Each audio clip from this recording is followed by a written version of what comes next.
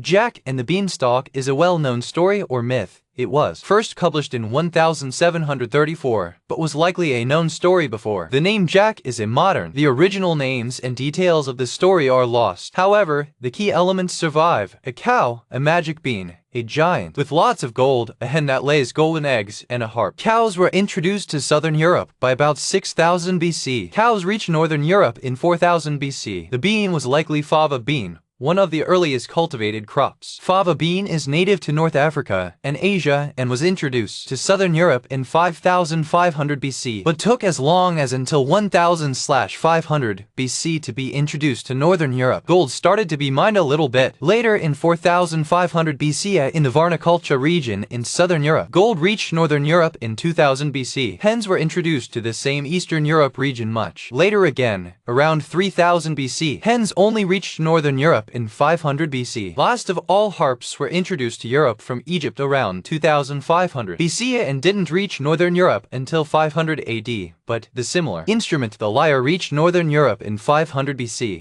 Therefore, the story wouldn't have made much sense in southern Europe as the cultivation of fava beans long predated hens, harps, or gold, but it would make sense in northern Europe at around 500 BC. As 500 BC is the time that fava beans, hens, and lyres were being introduced to this region. Fava bean lyre, but this is all basically conventional history. Boring. The structure of a boy steals treasure from a giant/ogre is assumed to be of Proto-Indo-European origin, therefore thought to date to at least 4500 BC/2500 BC. Two versions of the story were published. One where Jack enters the mythical realm of the giant without the hen and harp, and one with these. It could be that different theme were being combined. The first version, published without the hen and harp, instead features a beanstalk that grows 40 miles high. Jack is given a magic ring and granted 5 wishes. After this, he defeats the giant to become king of all. It's my opinion that the bottle gourd featured much more prominently in ancient history than people realize. It's a plant that, although native to Africa, turns up in America and Middle East in 7000 BC and in China in 5000 BC, with varieties that appear to have genetically split from Africa in 8500 BC. When dry, the gourd can be used as vessels to carry water, making it incredibly useful for early societies. The gourd features as a crop in the biblical story of Jonah and the whale, a story with shared origin as the Sumerian Apkallu. In Plato's account of Atlantis, he discusses fruits that can be bleak. The unripe bottle gourd provides juicy flesh and water. The bottle gourd is much more akin to a magical endlessly growing vine than the fava bean, which grows straight up to 1.8 m. The bottle gourd coils around its environment and can be plus 10 m long. I think the first story related to the introduction of this new crop from tropical Africa to Proto-Indo-Europeans in North Africa and Mesopotamia in 8500 BC. Bottle gourd.